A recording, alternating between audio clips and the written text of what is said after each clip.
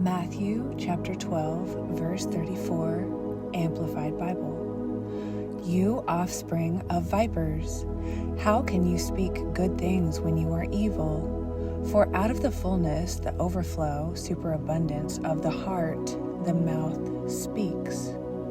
The good man from his inner good treasure flings forth good things, and the evil man out of his inner evil storehouse flings forth evil things. But I tell you, on the day of judgment, men will have to give account for every idle, non-working word they speak.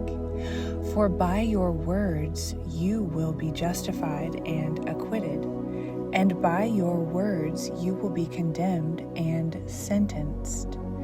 Then some of the scribes and Pharisees said to him, Teacher, we desire to see a sign or miracle from you, proving that you are what you claim to be. But he replied to them, An evil and adulterous generation, a generation morally unfaithful to God, seeks and demands a sign. But no sign shall be given to it except the sign of the prophet Jonah. For even as Jonah was 3 days and 3 nights in the belly of the sea monster, so will the Son of Man be 3 days and 3 nights in the heart of the earth.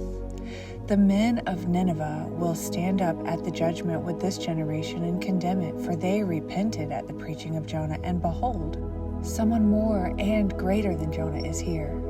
The queen of the south will stand up at the judgment with this generation and condemn it, for she came from the ends of the earth to listen to the wisdom of Solomon, and behold, someone more and greater than Solomon is here.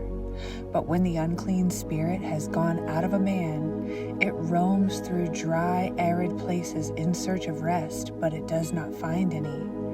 Then it says, I will go back to my house from which I came out. And when it arrives, it finds the place unoccupied, swept, put in order, and decorated. Then it goes and brings with it 7 other spirits more wicked than itself, and they go in and make their home there. And the last condition of that man becomes worse than the first. So also shall it be with this wicked generation. Jesus was still speaking to the people when, behold, his mother and brothers stood outside, seeking to speak to him. Someone said to him, Listen, your mother and your brothers are standing outside, seeking to speak to you. But he replied to the man who told him, Who is my mother, and who are my brothers? And stretching out his hand toward not only the 12 disciples, but all his adherents, he said, Here are my mothers and my brothers. For whoever does the will of my Father in heaven is my brother and sister and mother. Matthew chapter 13. That same day, Jesus went out of the house and was sitting beside the sea. But such great crowds gathered about him that he got into a boat and remained sitting there, while all the throng stood on the shore. And he told them many things in parables, stories by way of illustration and comparison, saying, A sower went out to sow. And as he sowed, some seeds fell by the roadside, and the birds came and ate them up. Other seeds fell on rocky ground where they had not much soil, and at once they sprang up because they had no depth of soil. But when the sun rose, they were scorched, and because they had no root, they dried up and withered away. Other seeds fell among thorns, and the thorns grew up and choked them out. Other seeds fell on good soil and yielded grain, some 100 times as much as was sown, some 60 times as much, and some 30. He who has ears to hear, let him be listening, and let him consider and perceive and comprehend by hearing. Then the disciples came to him and said, Why do you speak to them in parables? And he replied to them, To you it has been given to know the secrets and mysteries of the kingdom of heaven, but to them it has not been given. For whoever has spiritual knowledge, to him will more be given, and he will be furnished richly, so that he will have an abundance. But from him who has not, even what he has will be taken away. This is the reason that I speak to them in parables, because having the power of seeing, they do not see, and having the power of hearing, they do not hear, nor do they grasp and understand. In them indeed is the process of fulfillment of the prophecy of Isaiah, which says, "You shall indeed hear and hear, but never grasp and understand. You shall indeed look and look, but never see and perceive. For this nation's heart has grown gross, fat, and dull, and their ears heavy and difficult of hearing. And their eyes they have tightly closed, lest they see and perceive with their eyes, and hear and comprehend the sense with their ears, and grasp and understand with their heart, and turn, and I should heal them. But blessed, happy, fortunate, and to be envied are your eyes because they do see, and your ears because they do hear. Truly I tell you, many prophets and righteous men who were upright and in right standing with God, yearned to see what you see and did not see it, and to hear what you hear and did not hear it. Listen then to the meaning of the parable of the sower.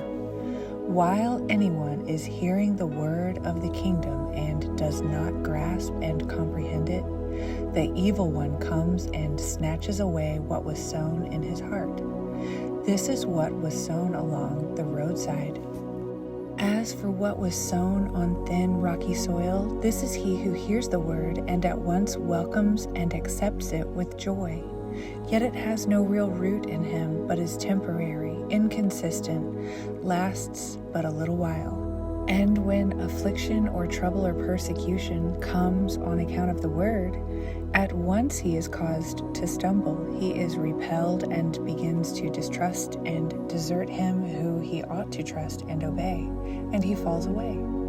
As for what was sown among thorns, this is he who hears the word, but the cares of the world and the pleasure and delight and glamour and deceitfulness of riches choke and suffocate the word, and it yields no fruit.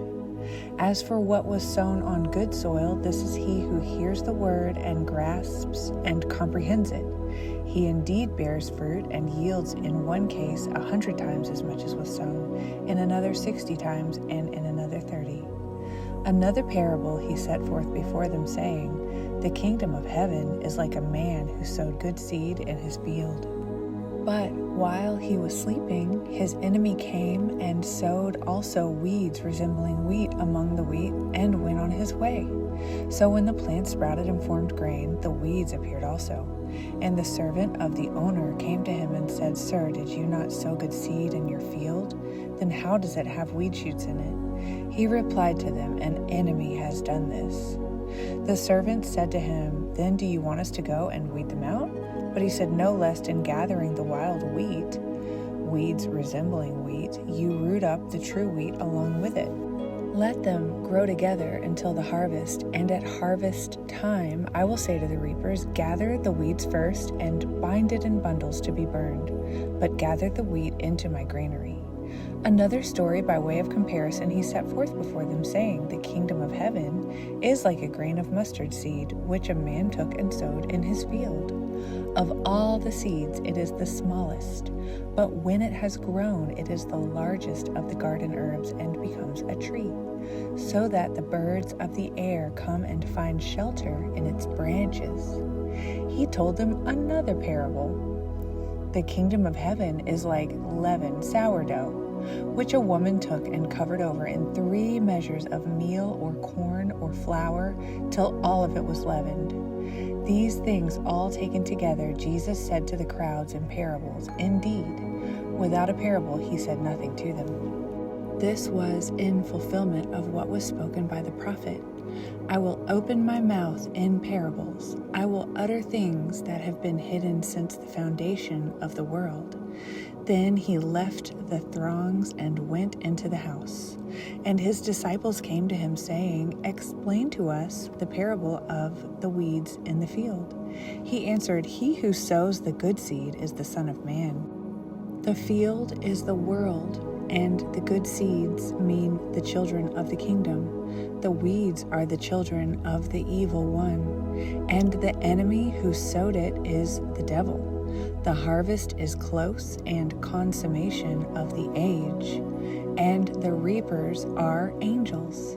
Just as the weeds are gathered and burned with fire, so it will be at the close of the age.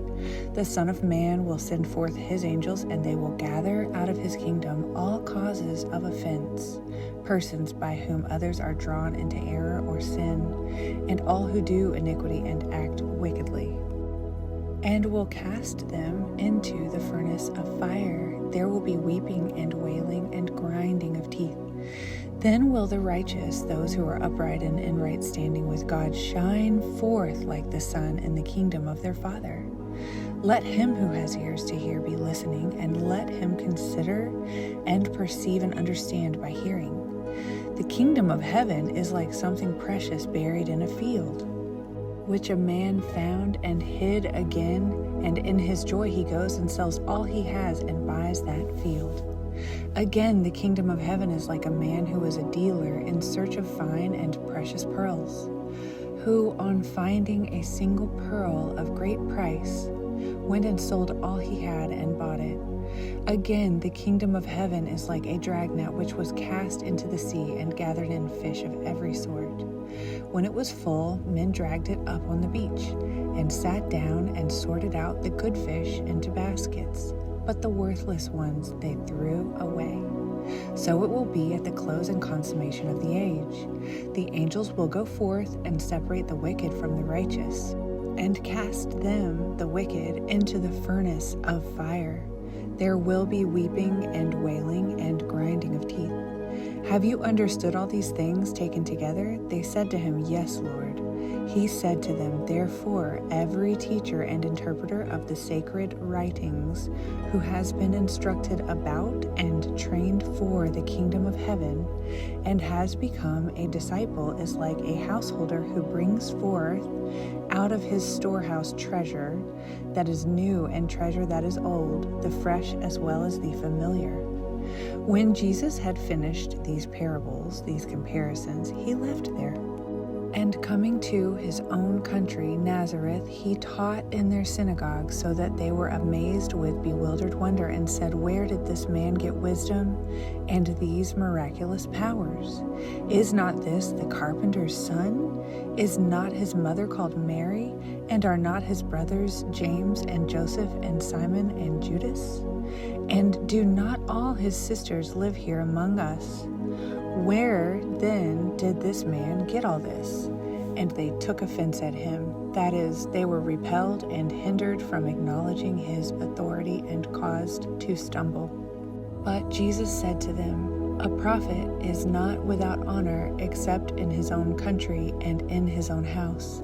And he did not do many works of power there because of their unbelief, their lack of faith in the divine mission of Jesus. Matthew chapter 14.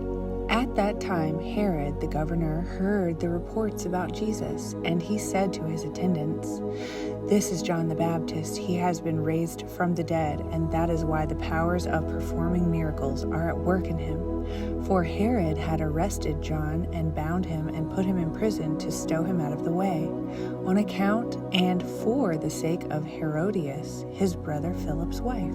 For John had said to him, It is not lawful or right for you to have her.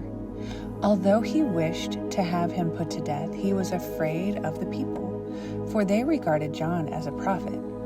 But when Herod's birthday came, the daughter of Herodias danced in the midst before the company and pleased and fascinated Herod.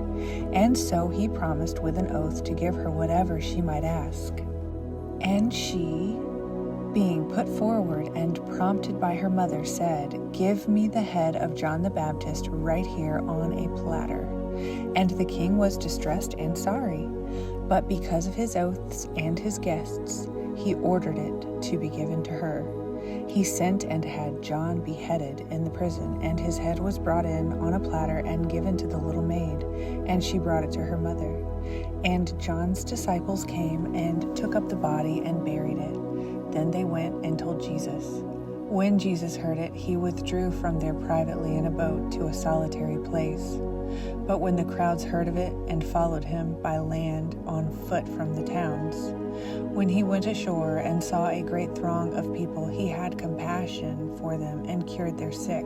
When evening came, the disciples came to him and said, "This is a remote and barren place, and the day is now over. Send the throngs away into the villages to buy food for themselves."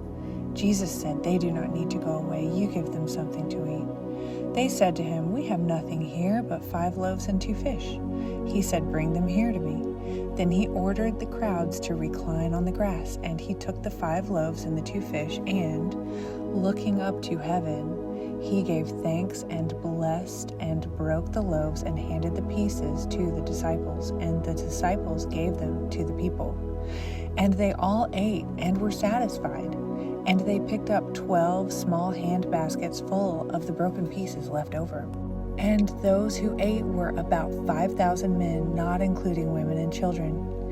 Then he directed the disciples to get into the boat and go before him to the other side, while he sent away the crowds. And after he had dismissed the multitudes, he went up into the hills by himself to pray. When it was evening, he was still there alone. But the boat was by this time out on the sea, many furlongs, a furlong is 1/8 of a mile, distant from the land, beaten and tossed by waves, for the wind was against them. And in the 4th watch, between 3 a.m. and 6 a.m. of the night, Jesus came to them walking on the sea. And when the disciples saw him walking on the sea, they were terrified and said, "It is a ghost," and they screamed out with fright. But instantly he spoke to them, saying, "Take courage, I am. Stop being afraid." And Peter answered him, "Lord, if it is you, command me to come to you on the water." Jesus said, "Come." So Peter got out of the boat and walked on the water, and he came toward Jesus. But when he perceived and felt the strong wind, he was frightened, and as he began to sink, he cried out, "Lord, save me from death." Instantly Jesus reached out his hand and caught and held him, saying to him, "O you of little faith, why did you doubt?" And when they got into the boat, the wind ceased. And those in the boat knelt and worshipped him, saying, "Truly you are the Son of God." And when they had crossed over to the other side, they went ashore at Gennesaret. And when the men of that place recognized him, they sent around into all the surrounding country and brought to him all who were sick, and begged him to let them merely touch the fringe of his garment. And as many as touched it were perfectly restored. Matthew chapter 15. Then from Jerusalem came scribes and Pharisees and said, "Why do your disciples transgress and violate the rules handed down by the elders of the past? For they do not practice ceremonially washing their hands before they eat." He replied to them, "And why also do you transgress and violate the commandment of God for the sake of the rules handed down to you by your forefathers, the elders? For God commanded, 'Honor your father and your mother,' and he who curses or reviles or speaks evil of, or abuses or treats improperly his father or mother, let him surely come to his end by death. But you say, if anyone tells his father or mother, 'What you would have gained from me, that is, the money and whatever I have that might be used for helping you, is already dedicated as a gift to God,' then he is exempt and no longer under obligation to honor and help his father or his mother. So for the sake of your tradition, the rules handed down by your forefathers, you have set aside the word of God, depriving it of force and authority and making it of no effect. You pretenders, hypocrites, admirably and truly did Isaiah prophesy of you when he said, 'These people draw near me with their mouths and honor me with their lips, but their hearts hold off and are far away from me. Uselessly do they worship me, for they teach us doctrines, the commands of men.'" And Jesus called the people to him and said to them, "Listen and grasp and comprehend this. It is not what goes into the mouth of a man that makes him unclean and defiled, but what comes out of the mouth, this makes a man unclean and defiles him. Then the disciples came and said to him, Do you know that the Pharisees were displeased and offended when they heard this saying? He answered, Every plant which my heavenly Father has not planted will be torn up by the roots. Let them alone and disregard them. They are blind guides and teachers, and if a blind man leads a blind man, both will fall into a ditch. But Peter said to him, Explain this proverb, this maxim to us. And he said, Are you also even yet dull and ignorant, without understanding and unable to put things together? Do you not see and understand that whatever goes into the mouth passes into the abdomen, and so passes on into the place where discharges are deposited? But whatever comes out of the mouth comes from the heart, and this is what makes a man unclean and defiles him. For out of the heart come evil thoughts, reasonings, and disputings and designs, such as murder, adultery, sexual vice, theft, false witnessing, slander, and irreverent speech. These are what make a man unclean and defile him, but eating with unwashed hands does not make him unclean or defile him. And going away from there, Jesus withdrew to the district of Tyre and Sidon. And behold, a woman who was a Canaanite from that district came out and with a loud, troublesomely urgent cry begged, Have mercy on me, O Lord, Son of David. My daughter is miserably and distressingly and cruelly possessed by a demon. But he did not answer her a word. And his disciples came and implored him, saying, Send her away, for she is crying out after us.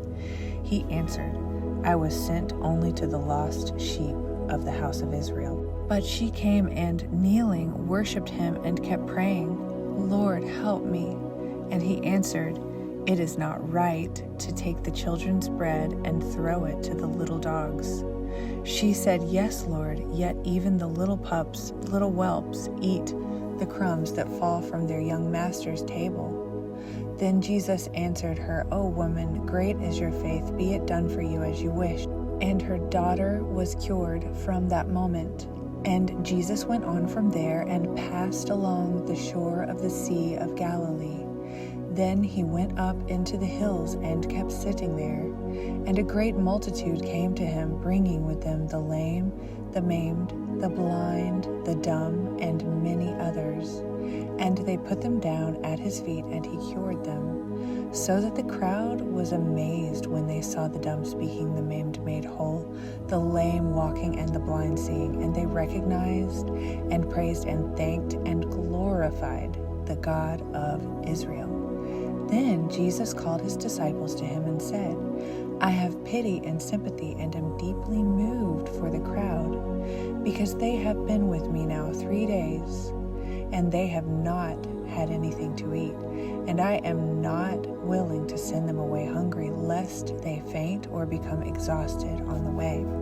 And the disciples said to him, Where are we to get bread sufficient to feed so great a crowd in this isolated and desert place? And Jesus asked them, How many loaves of bread do you have? They replied, 7, and a few small fish.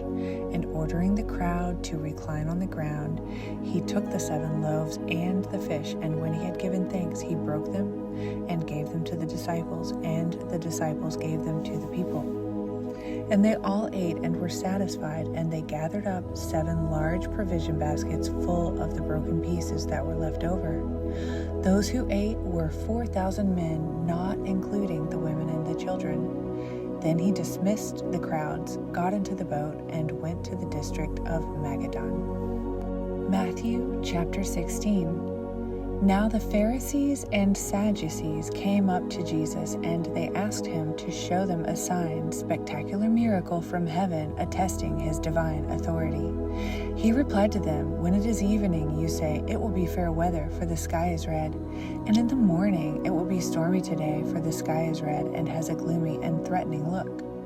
You know how to interpret the appearance of the sky, but you cannot interpret the signs of the times.